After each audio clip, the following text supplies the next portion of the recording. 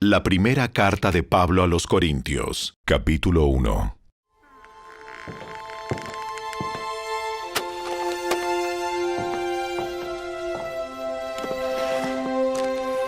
Yo, Pablo, elegido por la voluntad de Dios para ser un apóstol de Cristo Jesús, escribo esta carta junto con nuestro hermano Sóstenes. Va dirigida a la iglesia de Dios en Corinto, a ustedes que han sido llamados por Dios para ser su pueblo santo. Él los hizo santos por medio de Cristo Jesús, tal como lo hizo con todos los que en todas partes invocan el nombre de nuestro Señor Jesucristo, Señor de ellos y de nosotros. Que Dios, nuestro Padre, y el Señor Jesucristo les den gracia y paz. Siempre doy gracias a mi Dios por ustedes y por los dones inmerecidos que les dio ahora que pertenecen a Cristo Jesús. Por medio de Él, Dios ha enriquecido la iglesia de ustedes en todo sentido, con toda la elocuencia y todo el conocimiento que tienen. Eso confirma que es verdad lo que les dije acerca de Cristo. Ahora tienen todos los dones espirituales que necesitan mientras esperan con anhelo el regreso de nuestro Señor Jesucristo. Él los mantendrá firmes hasta el final para que estén libres de toda culpa el día que nuestro Señor Jesucristo vuelva. Dios lo hará porque Él es fiel para hacer lo que dice y los ha invitado a que tengan comunión con su Hijo, Jesucristo, nuestro Señor. Amados hermanos, les ruego por la autoridad de nuestro Señor Jesucristo que vivan en armonía los unos con los otros, que no haya divisiones en la iglesia. Por el contrario, sean todos de un mismo parecer, unidos en pensamiento y propósito. Pues algunos de la casa de Cloé me contaron de las peleas entre ustedes, mis amados hermanos. Algunos de ustedes dicen, yo soy seguidor de Pablo. Otros dicen, yo sigo a Apolos, o yo sigo a Pedro, o yo sigo únicamente a Cristo. ¿Acaso Cristo está dividido en facciones? ¿Fui yo, Pablo, crucificado por ustedes? ¿Fue alguno de ustedes bautizado en el nombre de Pablo? Por supuesto que no. Agradezco a Dios que no bauticé a ninguno de ustedes excepto a Crispo y a Gayo, porque ahora nadie puede decir que fue bautizado en mi nombre. Sí. También bauticé a los de la casa de Estéfanas, pero no recuerdo haber bautizado a nadie más. Pues Cristo no me envió a bautizar, sino a predicar la buena noticia, y no con palabras ingeniosas, por temor a que la cruz de Cristo perdiera su poder. El mensaje de la cruz es una ridiculez para los que van rumbo a la destrucción. Pero nosotros, que vamos en camino a la salvación, sabemos que es el poder mismo de Dios. Como dicen las Escrituras, destruiré la sabiduría de los sabios y desecharé la inteligencia de los inteligentes. Así que, ¿dónde deja eso a los filósofos, a los estudiosos y a los especialistas en debates de este mundo? Dios ha hecho que la sabiduría de este mundo parezca una ridiculez, ya que Dios, en su sabiduría, se aseguró de que el mundo nunca lo conociera por medio de la sabiduría humana. Usó nuestra predicación ridícula para salvar a los que creen. es ridícula para los judíos, que piden señales del cielo, y es ridícula para los griegos, que buscan la sabiduría humana. Entonces, cuando predicamos que Cristo fue crucificado, los judíos se ofenden y los gentiles dicen que son puras tonterías. Sin embargo, para los que Dios llamó a la salvación, tanto judíos como gentiles, Cristo es el poder de Dios y la sabiduría de Dios. Ese plan ridículo de Dios es más sabio que el más sabio de los planes humanos, y la debilidad de Dios es más fuerte que la mayor fuerza humana. Recuerden, amados hermanos, que pocos de ustedes eran sabios a los ojos del mundo, o poderosos, o ricos, cuando Dios los llamó. En cambio, Dios eligió lo que el mundo considera ridículo para avergonzar a los que se creen sabios, y escogió cosas que no tienen poder para avergonzar a los poderosos. Dios escogió lo despreciado por el mundo, lo que se considera como nada, y lo usó para convertir en nada lo que el mundo considera importante. Como resultado, nadie puede jamás jactarse en presencia de Dios. Dios los ha unido a ustedes con Cristo Jesús. Dios hizo que Él fuera la sabiduría misma para nuestro beneficio. Cristo nos hizo justos ante Dios, nos hizo puros y santos y nos liberó del pecado. Por lo tanto, como dicen las Escrituras, si alguien quiere jactarse, que se jacte solamente del Señor.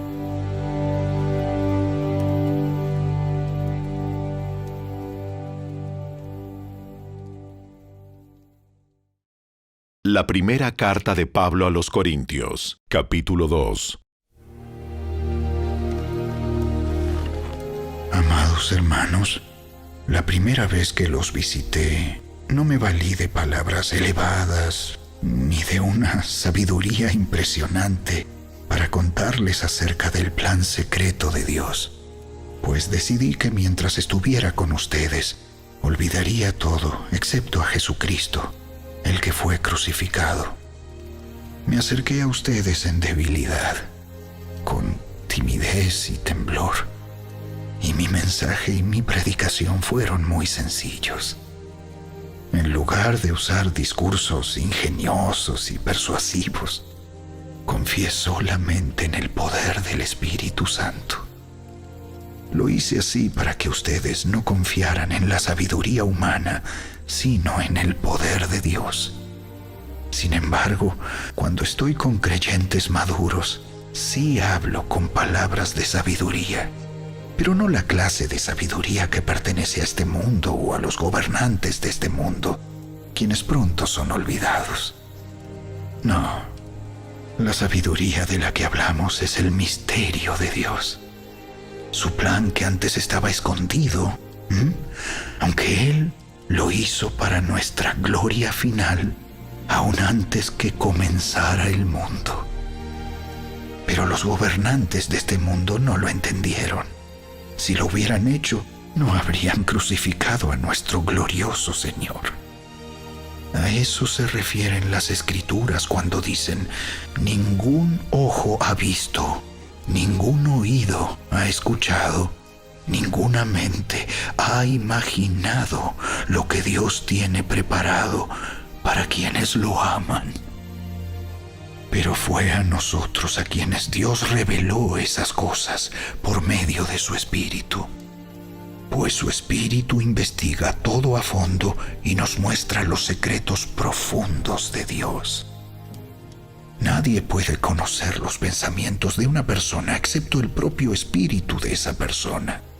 Y nadie puede conocer los pensamientos de Dios excepto el propio Espíritu de Dios.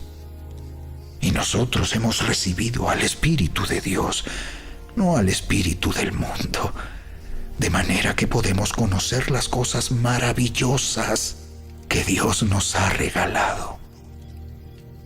Les decimos estas cosas sin emplear palabras que provienen de la sabiduría humana. En cambio, hablamos con palabras que el Espíritu nos da, usando las palabras del Espíritu para explicar las verdades espirituales. Pero los que no son espirituales no pueden recibir esas verdades de parte del Espíritu de Dios. Todo les suena ridículo y no pueden entenderlo, porque solo los que son espirituales pueden entender lo que el Espíritu quiere decir.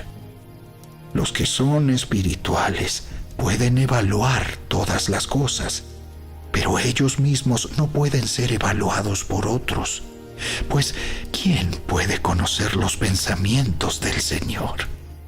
¿Quién sabe lo suficiente para enseñarle a Él? Pero nosotros entendemos estas cosas porque tenemos la mente de Cristo. La primera carta de Pablo a los Corintios, capítulo 3. Amados hermanos, cuando estuve con ustedes, no pude hablarles como lo haría con personas espirituales. Tuve que hablarles como si pertenecieran a este mundo o como si fueran niños en Cristo. Tuve que alimentarlos con leche, no con alimento sólido, porque no estaban preparados para algo más sustancioso. Y aún no están preparados, porque todavía están bajo el control de su naturaleza pecaminosa. Tienen celos unos de otros y se pelean entre sí. ¿Acaso eso no demuestra que los controla su naturaleza pecaminosa? ¿No viven como la gente del mundo? Cuando uno de ustedes dice, yo soy seguidor de Pablo, y otro dice, yo sigo a Apolos, ¿no actúan igual que la gente del mundo? Después de todo, ¿quién es Apolos? ¿Quién es Pablo? Nosotros solo somos siervos de Dios, mediante los cuales ustedes creyeron la buena noticia. Cada uno de nosotros hizo el trabajo que el Señor nos encargó. Yo planté la semilla en sus corazones y Apolos la regó, pero fue Dios quien la hizo crecer. No importa quién planta o quién riega. Lo importante es que Dios hace crecer la semilla. El que planta y el que riega trabajan en conjunto con el mismo propósito, y cada uno será recompensado por su propio arduo trabajo. Pues ambos somos trabajadores de Dios, y ustedes son el campo de cultivo de Dios, son el edificio de Dios. Por la gracia que Dios me dio, yo eché los cimientos como un experto en construcción. Ahora otros edifican encima, pero cualquiera que edifique sobre este fundamento tiene que tener mucho cuidado. Pues nadie puede poner un fundamento distinto del que ya tenemos, que es Jesucristo. El que edifique sobre este fundamento podrá usar una variedad de materiales: oro, plata, joyas, madera, heno o paja. Pero el día del juicio, el fuego revelará la clase de obra que cada constructor ha hecho. El fuego mostrará si la obra de alguien tiene algún valor. Si la obra permanece, ese constructor recibirá una recompensa. Pero si la obra se consume, el constructor sufrirá una gran pérdida. El constructor se salvará, pero como quien apenas se escapa atravesando un muro de llamas. ¿No se dan cuenta de que todos ustedes juntos son el templo de Dios y que el Espíritu de Dios vive en ustedes? Dios destruirá a cualquiera que destruya este templo, pues el templo de Dios es santo y ustedes son este templo. Dejen de engañarse a sí mismos. Si piensan que son sabios de acuerdo con los criterios de este mundo, necesitan volverse necios para ser verdaderamente sabios. Pues la sabiduría de este mundo es necedad para Dios. Como dicen las Escrituras, Él atrapa a los sabios en la trampa de su propia astucia. Y también el Señor conoce los pensamientos de los sabios, sabe que no valen nada. Así que no se jacten de seguir a un líder humano en particular, pues a ustedes les pertenece todo, ya sea Pablo, o Apolos, o Pedro, o el mundo, o la vida y la muerte, o el presente y el futuro. Todo les pertenece a ustedes, y ustedes pertenecen a Cristo, y Cristo pertenece a Dios.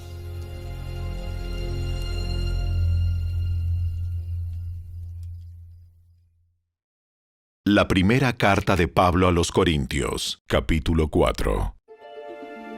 Así que a Apolos y a mí, considérennos como simples siervos de Cristo, a quienes se nos encargó la tarea de explicar los misterios de Dios. Ahora bien, alguien que recibe el cargo de administrador debe ser fiel. En cuanto a mí, me importa muy poco cómo me califiquen ustedes o cualquier autoridad humana. Ni siquiera confío en mi propio juicio en este sentido. Tengo la conciencia limpia, pero eso no demuestra que yo tenga razón. Es el Señor mismo quien me evaluará y tomará la decisión. Así que no juzguen a nadie antes de tiempo, es decir, antes de que el Señor vuelva, pues Él sacará a la luz nuestros secretos más oscuros y revelará nuestras intenciones más íntimas. Entonces Dios le dará a cada uno el reconocimiento que le corresponda. Amados hermanos, puse el caso de Apolos y el mío propio como ilustración de lo que les vengo diciendo. Si prestan atención a lo que les cité de las Escrituras, no estarán orgullosos de uno de sus líderes a costa de otro. Pues, ¿qué derecho tienen a juzgar así? ¿Qué tienen que Dios no les haya dado?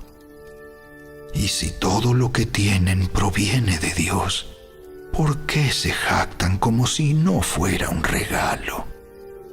Ustedes piensan que ya tienen todo lo que necesitan. Creen que ya son ricos. Hasta han comenzado a reinar sin nosotros en el reino de Dios. Yo desearía que en verdad ya estuvieran reinando, porque entonces nosotros estaríamos reinando con ustedes. A veces pienso que a nosotros, los apóstoles, Dios nos puso en exhibición como prisioneros de guerra al final del desfile del vencedor, condenados a muerte. Nos hemos convertido en un espectáculo para el mundo entero, tanto para la gente como para los ángeles. Nuestra entrega a Cristo nos hace parecer tontos. En cambio, ustedes afirman ser tan sabios en Cristo. Nosotros somos débiles, pero ustedes son tan poderosos. A ustedes los estiman. A nosotros nos ridiculizan. Incluso ahora mismo pasamos hambre y tenemos sed, y nos falta ropa para abrigarnos. A menudo somos golpeados y no tenemos casa. Nos cansamos trabajando con nuestras manos para ganarnos la vida. Bendecimos a los que nos maldicen. Somos pacientes con los que nos maltratan. Respondemos con gentileza cuando dicen cosas malas de nosotros. Aún así, se nos trata como la basura del mundo, como el desperdicio de todos, hasta este preciso momento. No les escribo estas cosas para avergonzarlos, sino para advertirles como mis amados hijos. Pues aunque tuvieran 10,000 maestros que les enseñaran acerca de Cristo, tienen solo un Padre espiritual, pues me convertí en su Padre en Cristo Jesús cuando les prediqué la buena noticia. Así que les ruego que me imiten.